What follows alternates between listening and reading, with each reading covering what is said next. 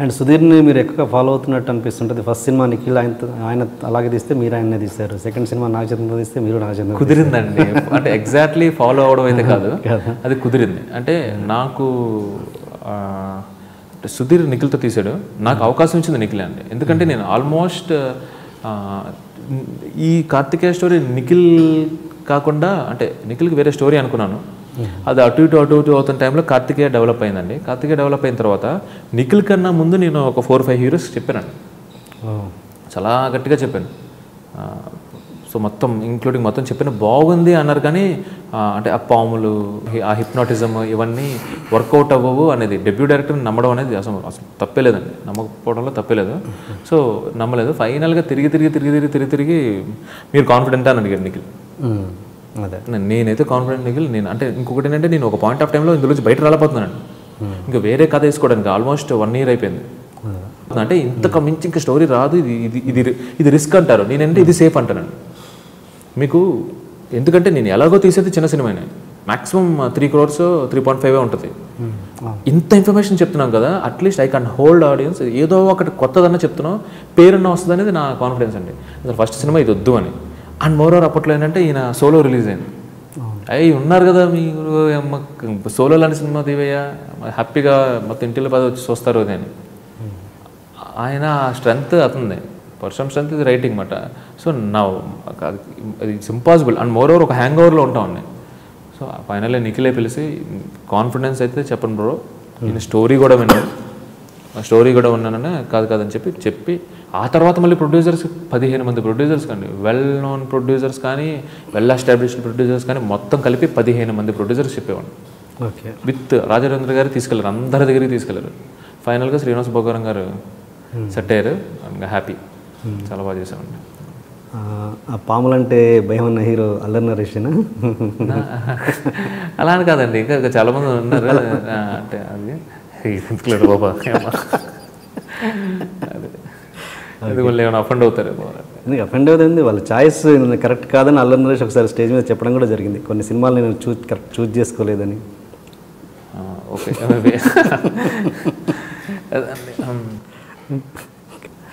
సరే, okay. Karthikeya cinema production సంబంధించి చెప్పండి. ఆ సినిమా సందర్భంలో మీరు ప్రొడక్షన్ తరపున చాలా కొన్ని కష్టాలు, కొన్ని స్ట్రెయిన్ అయ్యారని, ఎలాంటివి అది? అంటే సార్ ఇనీషియల్గా చెప్పుకోవాలి అంటే స్వామిరారా తర్వాత కూడా ఆల్మోస్ట్ ఒక 15-20 days ఇట్టుకోండి. ఎందుకంటే ఒక హిట్లో ఉన్న హీరోని ఫట్మన్ గ్రాప్ చేయడానికి ట్రై చేస్తారండి ఇమీడియట్గా. అయినా కూడా మేబీ ఈ సబ్జెక్ట్ వల్ల ఏమో, కానీ అంటే నేను ఎలా హ్యాండిల్ చేస్తాననే డౌట్ మీద ఏమో కొంచెం ఆ తర్వాత కూడా ఒక 3-4 ప్రొడ్యూసర్స్ని కలవటం జరిగిందండి. వన్ ఫైన్ డే నాకు రాజ్ వర్మ అనే ఒక ఫ్రెండ్ శ్రీనివాస్ భోగారం గారిని కల్పించారు. అక్కడి నుంచి ఫస్ట్ ఏంటంటే నేను వాట్ ఐ బిలీవ్ ఈజ్, అంటే నేను జనరలైజ్ చేసి చెప్పట్లేదు, నాకైతే మాత్రం ఆ క్రియేటివ్ ఇంటర్ఫీరెన్స్ కానీ, ఆ క్రియేటివ్ నాన్సెన్స్ కానీ లేదనుకోండి, either it may be budget తగ్గించినా, అప్పుడప్పుడు మనీ ఇబ్బందులు వచ్చినా కానీ ప్రోడక్ట్ బాగుంటుందండి.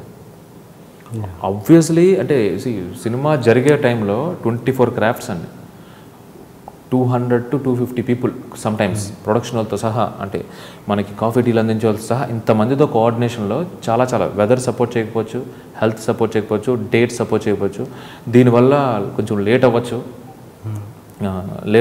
అండ్ మోర్ ఓవర్ చిన్న అంటే ఇప్పుడు 5 monthsలో కంప్లీట్ అవ్వాల్సిన ప్రాజెక్ట్ ఈ వెదర్ వల్ల, ఈ హెల్త్ వల్ల, ఈ డేట్స్ వల్ల 6 months అయింది అనుకోండి. 1 month postpone makes lot of difference అండి, ఫైనాన్షియల్గా ఆర్ఎల్స్ ఇప్పుడు ఇంట్రెస్ట్ పరంగా.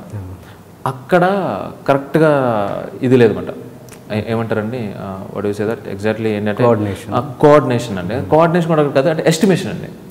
ఆ ఎస్టిమేషన్ పర్ఫెక్ట్గా లేకపోవడం వల్ల ఫైనాన్షియల్గా కొంచెం లేట్ అయింది. కానీ మా మూవీ సీరియస్లీ ఏంటంటే కార్తికేయ సూపర్ కొలాబరేటివ్ ఎఫెక్ట్ అండి. అంటే సమ్టైమ్స్ నేను ఇప్పుడు చూస్తున్నానండి రీసెంట్గా, మేము కొన్నిసార్లు ఏం చేసామంటే డబల్ కాల్ షీట్ పడడం ఇలాంటిది ఒక్కరోజు అడగలేదండి ఆయన. అనేది ఇప్పుడు సక్సెస్ అయిపోయిందని చెప్పి పనిగట్టుకుని పొగడడం అయితే కాదు, నాకు ఇంకా స్టిల్ గుర్తు ఎంత అంటే అసలు ఎవరూ చేయని సినిమాని ఆయన చేయడం అనేది నాకు చాలా ఇష్టం. ఫస్ట్ నేను ఆయనతో ఒక మాట కూడా అన్నానండి, అంటే బయట చాలా మాటలు వినిపించవచ్చు, ఫ్రస్ట్రేషన్లో బోల్డ్ అని మాటలు మాట్లాడుకోవచ్చు, అదన్నా. బట్ నేను ఆయన ఒకసారి కూడా అన్నాను, thank you are my professional father అండి అన్నాడు. ఎవరిని? మా శ్రీనివాస్ గారు. ఎందుకంటే ఆయన ఒకవేళ లేకపోయినా కానీ ఎక్కడి నుంచి బయట తీసుకొచ్చి పెట్టింది కూడా సినిమా కోసమే అండి. So I respect him. ఇది శివకుమార్ గారు కదా దానికి? అది లాస్ట్లో వచ్చి ఆయన యాడ్ అయ్యారండి. ఇనీషియల్గా శ్రీనివాస్ బొగ్గవరం ఆయన హీఈస్ ద ప్రొడ్యూసర్ అండి. మా కార్తికేయ ప్రొడ్యూసర్ శ్రీనివాస్ బొగ్గవరం గారు. Okay okay. సో ఇనీషియల్గా నేను చెప్తున్నాను కదండి, 15 మంది వద్దిన తర్వాత ఆయన ఓకే అన్నారు. అది కూడా ఏంటంటే నేను ఇంట్రడక్షన్ చెప్పాను, ప్లాట్ చెప్పాను, నా ట్రైలర్లో ఏదైతే డైలాగ్ ఉంటుందో ఆ డైలాగ్ చెప్పాను, డన్ చేసేస్తానన్నారు. ఎందుకంటే స్వామిరారా మీద నాకు నిఖిల్ మీద చాలా రెస్పెక్ట్ పెరిగింది అండ్ నీ దాంట్లో నోవాలిటీ ఉంది, చేసేద్దామన్నారండి. నేను అదే చెప్తున్నానండి, చిన్న ఏదైతే ఉన్నాయో అండ్ అనుకున్న వర్కింగ్ డేస్లోనే కంప్లీట్ చేసామండి. ఎందుకంటే సూపర్ డిఓపి సేమ్ అదే టీం అంతా, హీరో ఫ్యాంటాస్టిక్ అండి. నా ఫ్రెండ్ అని చెప్పట్లేదు కానీ అంటే ఎవరు లేకపోయినా ఈ సినిమాకి ఇది రిలీజ్ అయ్యేది కదా. ఇద్దరు ప్రొడ్యూసర్ కొన్ని పోనలేకపోతే సినిమా రిలీజ్ అవ్వాలని వదలకపోయినా, నేను ఒక డైరెక్షనే నా పని, మిగతాది నా పని కాకపోయినా, నిఖిల్ అనే అతను కూడా నేను హీరోనే కాకపోయినా అందరూ స్ట్రగుల్ అయ్యి ఒక చిన్న ఫైనాన్షియల్ థింగ్స్ ఏమైనా అన్ని నీట్గా క్లియర్ చేసామండి. లాస్ట్లో శివకుమార్ అని మీరు అన్నారు చూడండి, he's the major financier for our movie అన్నమాట. ఆయన కూడా కొంచెం సర్దుకుని ఆయనే ఇవంతా పెద్ద మీటింగ్ పెట్టి చివరి వరకు అంటే జనరల్గా ఏమవుతుందండి, సినిమా 1 వీక్ ముందు వరకు అనుకుంటాను, 9 o'clock షో పడుతుందంటే 7:30 వరకు జరిగాయి అన్నమాట మా మీటింగ్స్ అన్ని. బట్ బై గాడ్స్ గ్రేస్ అంతా బాగా జరిగిందండి, హ్యాపీ. ఒక టైంలో మీరు నిఖిల్ ఇద్దరు కలిసి పోస్టర్స్ మీ స్వయంగా అంటించే పరిస్థితి ఎలా చేశారంట?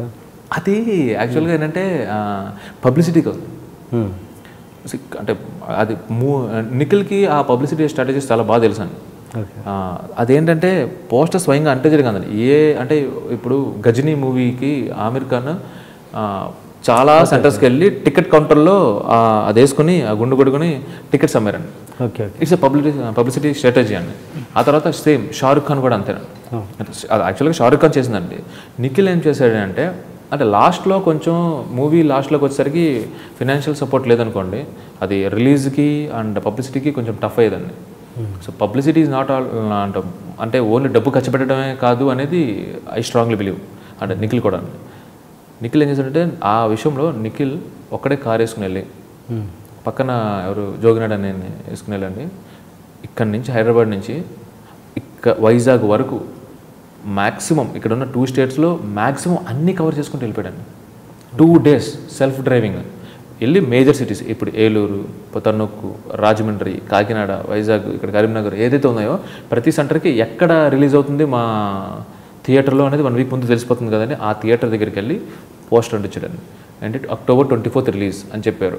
అక్కడ లోకల్ కవరేజ్ వచ్చేది. ఆ లోకల్ కవరేజ్లో October 24th కార్తికేయ రిలీజ్ అవుతుంది, పోస్టర్ ఇంట్రెస్టింగ్గా ఉంది, టీజర్ బాగుంది. ఈ మౌత్ పబ్లిసిటీ తన వెళ్ళి చేయడం వల్ల ఓపెనింగ్స్ హౌస్ఫుల్స్ అయ్యాయండి మా మూవీకి. మొత్తం కవర్ చేసిందండి తన పోస్టర్లో ఇచ్చడం అనేది మొత్తం. అంటే తను వెళ్ళి మొత్తం అంతా చేసి అంటే అక్కడ వాళ్ళు రిసీవ్ చేసుకునేవారు, ఇక్కడ నుంచి సో ఈ టైంకి వస్తాడు ఇక్కడ మేము కోఆర్డినేట్ చేయడం అన్నమాట. సో ఇక్కడ కొంచెం ఇష్యూస్ అన్నీ జరిగేవండి ఇక్కడ. ఓకే, ఈ టైంలో ఈ మీటింగ్లో ఉండేవాళ్ళం అన్నమాట మేము. వర్క్ అయితే అయిపోయిందండి, సాలిడ్గా అయిపోయింది. ఒక్క టెక్నీషియన్ కూడా ఆపడం కానీ ఇది కానీ ఏం లేదు, అందరూ కంప్లీట్ చేసి పెట్టుకున్నారు. ల్యాబ్ నుంచి అక్కడి నుంచి ఆ క్లియరెన్స్ ఉంటాయి కదండి, అవి ఒక్కటే ఆగేవండి. సో బయట అనుకునే అంత ఏది ప్రొడక్షన్ అసలు అది ఏది లేదండి. సీరియస్లీ ఏంటంటే ఎస్టిమేషన్లో రాంగ్ వచ్చిందండి అంతే. అది కూడా ఆ ఎస్టిమేషన్ కూడా ఏంటంటే సినిమా కోసమే, అంతేనండి, ఏది సినిమా కోసమే. మరి శివకుమార్ గారు ఎందుకు లాస్ట్ జాయిన్ అవ్వాల్సి వచ్చింది?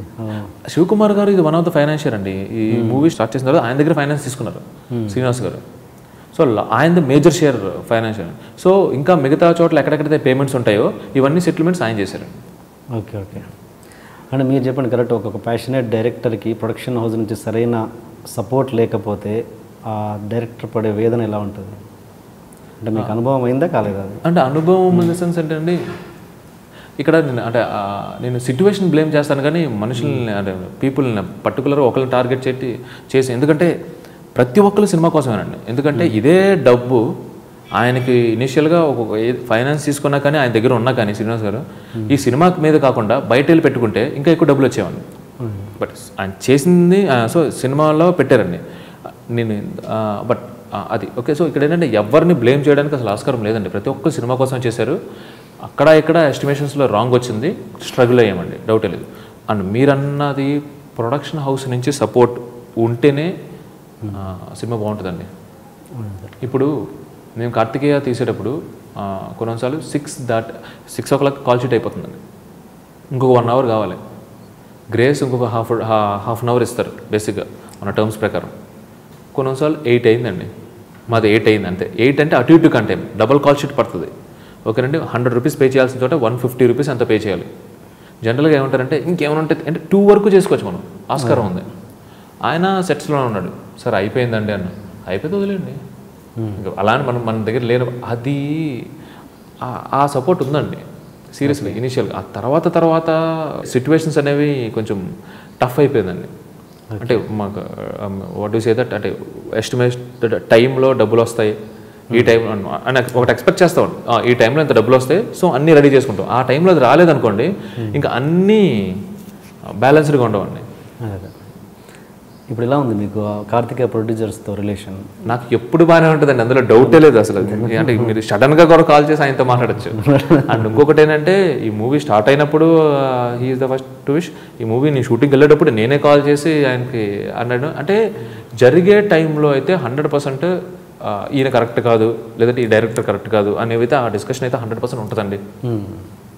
But end of the day that result బాగున్నప్పుడు, రిజల్ట్ బాగోలేకపోతే మేబీ మా టర్మ్స్ ఎలా ఉండేవో చెప్పలేను. కానీ బట్ అంటే ఒక ప్రొడ్యూసర్ డైరెక్టర్గా పక్కన పెడితేనండి, మామూలు టర్మ్స్ అయితే వాళ్ళ ఫ్యామిలీతో కానీ ఇతరుతో కానీ చాలా క్లోజ్ అండి.